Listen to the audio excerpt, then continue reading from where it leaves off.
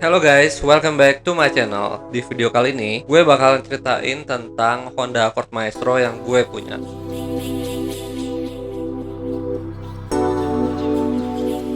Honda Accord Maestro ini gue beri nama Sensei. Sensei itu bahasa Jepang guys. Jadi kalau bahasa Indonesia, artinya itu adalah guru. Kenapa gue kasih nama guru? Karena menurut gue, Sensei itu sering banget ngasih gue PR. Oke, Sensei gue beli di tahun 2010 guys. Ini adalah Honda Accord Maestro tahun 92 yang sudah injeksi. Honda Accord Maestro itu ada dua guys. Yang pertama mesinnya masih karburator, yang kedua sudah injeksi. Sensei ini pertama kali gue dapetin di salah satu marketplace. Oke, jadi pas pertama kali gue beli itu Sensei yang gue beresin itu adalah bagian power steering guys. Kenapa power steering? Karena waktu itu pas gue pakai setirnya itu berat sebelah.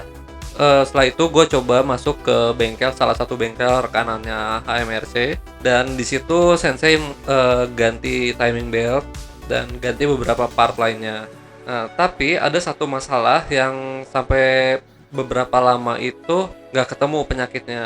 Jadi dia itu ketika kita pakai AC, RPM-nya ngedrop terus guys. Jadi ternyata masalahnya itu adalah di wiring guys. Jadi masalahnya itu ada di wiring. Jadi waktu itu gue tuh sempat ganti ECU, sempat ganti LCV, itu penyakitnya nggak selesai. Jadi ternyata masalahnya itu ada di wiring. Dan pada saat itu penyakitnya itu ketemu di salah satu bengkel di Jakarta Timur juga, namanya Bengkel Mukhtar. Setelah beberapa perbaikan yang udah gue lewatin, gue mencoba spuring kaki-kaki, karena itu juga cukup penting ya guys. Jadi gue pengen tahu nih kondisi kaki-kakinya itu seperti apa, apakah masih layak jalan atau tidak. Dan gak lama setelah itu, suatu hari gue ikut cuci mobil sama temen gue. Jadi ternyata pas abis cuci mobil itu Sensei nggak mau di starter guys, dan ternyata masalahnya itu ada di aki. Jadi akinya soak. Nah, baru nih setelah dirasa udah banyak PR, udah banyak beberapa part yang gue ganti, akhirnya Sensei mencoba untuk mempercantik diri. Yaitu pertama yang gue lakuin adalah menambah lips bumper. Gitu, lip bumpernya ini gue beli replika.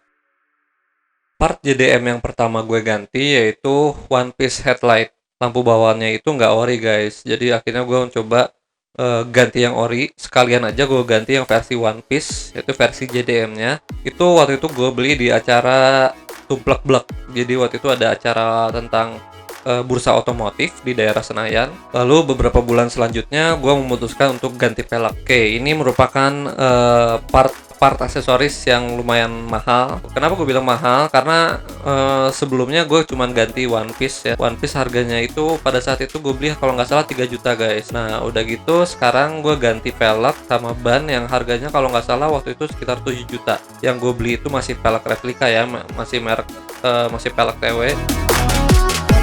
Dan ternyata kalau udah ganti velg dan kalau posisi mobilnya masih tinggi itu kayaknya masih ada yang kurang. Jadi gue memutuskan untuk pendekin dikit mobilnya dengan mengganti per.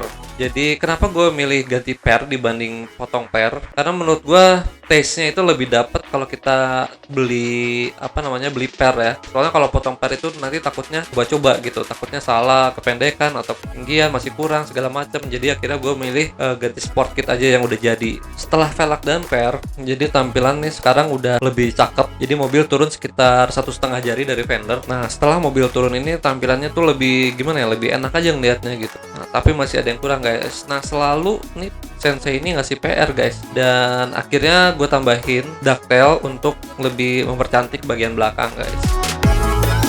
Dan beberapa waktu setelah gue pasang beberapa aksesoris tersebut, dan akhirnya gue mengeluarkan uang yang lebih besar lagi. Kenapa lebih besar lagi? Karena gue mengganti perangkat audio satu set guys. Jadi terakhir gue ngeluarin velg kan 7 juta tuh. Nah, sekarang gue mengeluarkan budget atau gue menyediakan budget 10-12 juta. Kalau nggak salah ya, gue udah lupa banget. Spek yang gue beli itu waktu itu adalah gue beli Pioneer head unitnya. Serinya itu 8850. Lalu gue beli two-way, speaker depannya two-way. Itu mereknya Crescendo Opus. Koaksial belakangnya gue beli merek Pioneer juga. Lalu untuk subwoofernya pakai Crossfire ya. Crossfire 12 in x 2 monoblock. mereknya Kubik kalau nggak salah. Dan yang 4 channelnya juga sama, mereknya Kubik juga. Jadi pakai 2 power, yang satu monoblock, yang satu 4 channel. Tapi kok kayaknya masih ada yang kurang ya. Ya itulah Sensei selalu ngasih PR, pasang fog lamp guys. Tipenya USDM, jadi bukan yang JDM. Lalu fog lampnya itu gue kasih buah lamp warna kuning, dan beginilah hasilnya. Lalu modifikasinya itu nggak selesai sampai di sini guys. Ada lagi yang gue ganti dari sisi interior, yaitu memasang setir. Setirnya itu bukan setir standar, tapi ganti setir sama mereknya Momo. Lampu depan atau bagian depan menurut gue udah lumayan rame ya guys. Tapi pas gue lihat ke belakang, ternyata masih ada yang kurang. Aduh, nggak habis-habis guys. Gue coba pasang rear fog lamp guys. Oh, ternyata lampu belakangnya masih kurang. Kayaknya lebih sporty kalau gue ganti warnanya jadi merah putih guys. Tapi pas dilihat dari samping, kok kayaknya cuma belakang aja yang rame. Jadi sampingnya tuh kayaknya kurang ada lampu. Akhirnya gue coba pasang yang namanya rear side marker.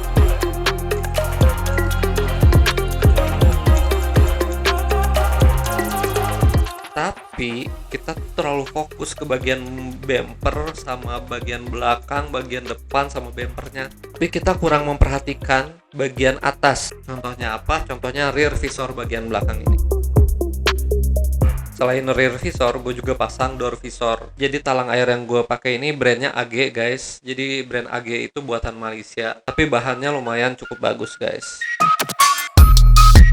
Nah, bagian belakang udah rame nih, lampu-lampu udah lengkap. Ada rear fog lamp, ada rear side marker, terus depan juga udah ada fog lamp, udah ada one piece headlamp. Tapi kok kayaknya depan samping belum ada nih. Akhirnya gue pasang intersection lamp. 2 buah intersection yang kotak kecil itu, yang buat di bumper itu harganya bisa sampai 3,5 sampai 4 juta guys. Dan intersection itu nggak cuman pasang gitu aja, dia itu ada modulnya guys. Nah, sebenarnya tentang kegunaan ini tuh udah gue bahas di video gue sebelumnya. Nanti gue kasih linknya di bawah ini ya. Jadi lips depan ini gue pakai kan replika, yang bentuknya tuh modelnya tipis ya, kayak orinya. Tapi setelah gue lihat referensi dari luar itu, orang-orang kayaknya keren banget pakai lips yang namanya Legend.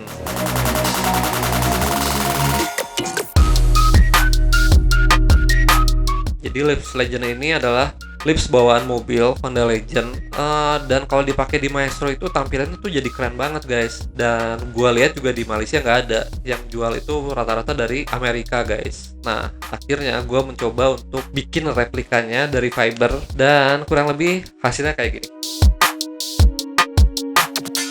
Nah, gua rasa nih setelah lampu-lampu terinstall, cuman satu yang gua khawatirin. Jadi gua ngeri nih aki gua itu cepet habis gitu, karena banyak banget aksesoris yang terpasang. Akhirnya gue coba browsing dan gue nemu alat ini, namanya Pivot Mega Rising. Barang ini manfaatnya banyak sekali. Terbukti sampai sekarang pun gue masih pakai dan barangnya tuh cukup awet. Nah, eksterior kayaknya bagi gue udah cukup. Untuk interior, gue pasang beberapa konsol dari luar. Salah satu diantaranya itu adalah armrest. Gue pasang juga konsol namanya cup holder. Nah, bagi gue ini penting banget cup holder, karena gue suka beli minuman di luar, suka take away minuman. Setelah gue perhatiin itu, ada salah satu part di interior mobil gue itu yang kurang utuh. Salah satunya itu adalah frame dashboard. Nah, akhirnya frame dashboard ini gue beli waktu itu di salah satu toko di daerah Cipete, dan masih jual guys. Ternyata waktu itu tuh masih ada barunya. Harganya itu kalau nggak salah 1.300.000. Dan akhirnya gue beli itu frame dashboard, kondisinya baru, nos. Selain frame dashboard, ternyata kisi-kisi AC juga ada beberapa yang knopnya hilang. Dan akhirnya gue cari-cari di sini susah barangnya. Waktu itu akhirnya gue coba cari di Malaysia, dan akhirnya ketemu. Kenapa gue beli di Malaysia waktu itu? Karena gue sekalian beli barang juga sih waktu itu. Jadi kalian aja mungkin biar bareng. Akhirnya kalian gue kirim di dalam satu paket yang sama dengan barang dagangan gue waktu itu. Oh ya, selain itu gue juga beli laci koin guys. Jadi waktu itu laci koin gue itu udah patah ujungnya, jadi akhirnya gue beli laci koin juga. Sama sih belinya di Malaysia juga. Nah, kalau untuk urusan jok, waktu itu kebetulan gue gantinya pakai jok semi kulit, mereknya itu MBTech Camaro. Jadi waktu itu gue ganti jok full set, ya lumayan jadi kelihatan lebih rapi lah. Kebetulan gue juga nggak terlalu suka interior aslinya Maestro yang masih bludru itu. Jadi akhirnya gue ganti semua pakai ke MBTech Camaro.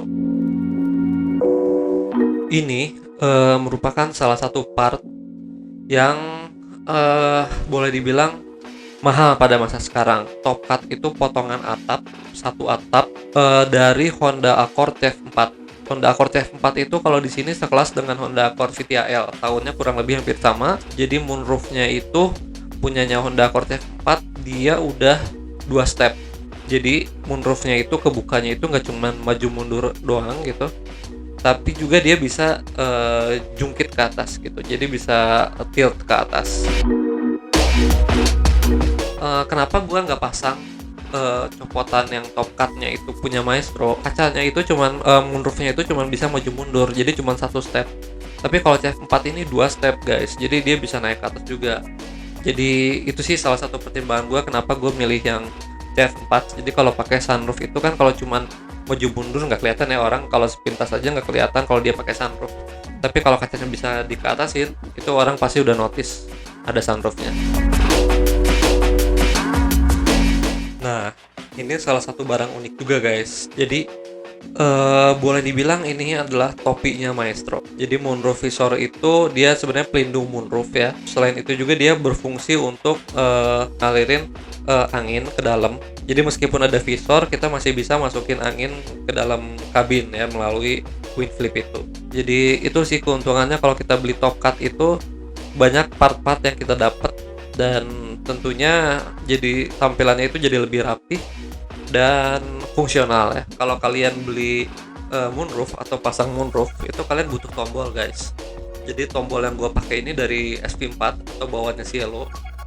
Jadi tombol ini sebenarnya itu ada 2 fungsi guys. Jadi nggak cuman buat moonroof aja, tapi juga bisa buat cruise control.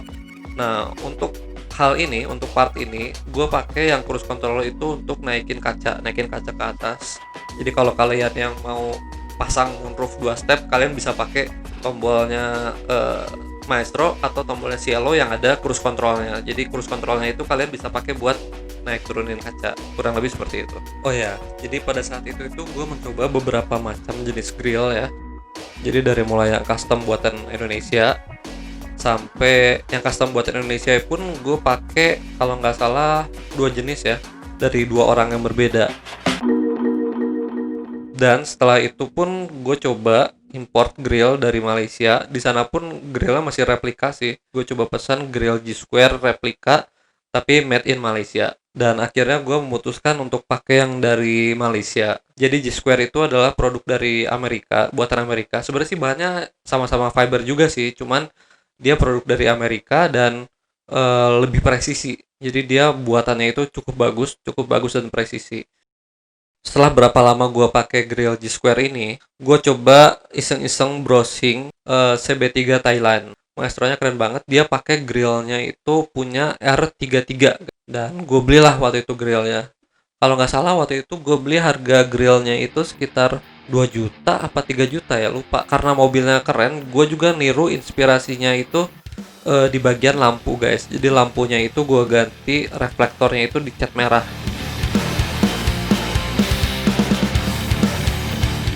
Ternyata ada satu barang yang kurang, yang cukup detail, yaitu emblem guys. Kira gue nemu satu emblem punyanya Honda Accord Maestro versi luar. Tertera di emblem itu namanya Honda Accord EXLI 2.0. Di bawahnya ada tulisan lagi Super Stage.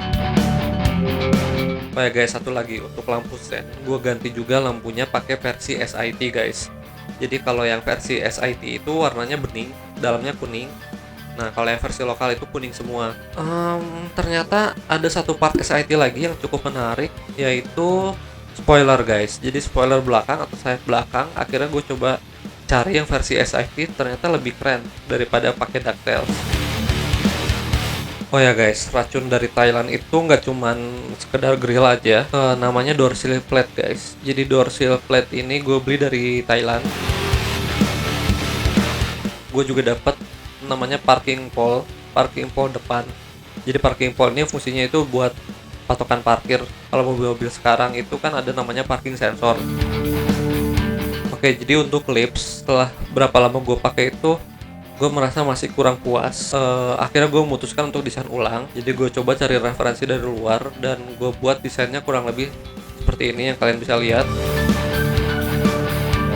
Nah, setelah beberapa lama mobil yang gue pakai, akhirnya gue ada masalah di mesinnya itu waktu itu tiba-tiba berisik guys. Jadi ketika gue lagi jalan tiba-tiba ada suara berisik dari dalam mesin. Indikator olinya itu nyala guys. Ternyata pompa olinya itu jebol. Mesin udah nggak bisa di starter. Akhirnya setelah itu gue memutuskan untuk ganti mesin yang udah versi VTEC tapi masih SOHC. Lalu gue ganti ECU-nya juga pakai P28. Gue remap di salah satu bengkel ECU di daerah BTC Bintaro. Setelah beberapa modifikasi yang udah gue lakuin itu, akhirnya gue memutuskan untuk coba istirahat sejenak. Ada beberapa media yang tertarik untuk meliput mobil gue. Salah satunya itu adalah ada tabloid otomotif dan lalu juga ada sportku.com. Nah, sampai di sini dulu video gue. Nanti akan ada part 2 ya guys. Jadi untuk yang part 2 itu gue ngebangun dari nol lagi. Jadi untuk yang part 1 ini kan gue nyeritainnya itu dari awal beli gitu. Jadi pokoknya tonton terus YouTube gue. Jangan lupa klik like, comment, dan subscribe. Dan terus saksiin video dari gue.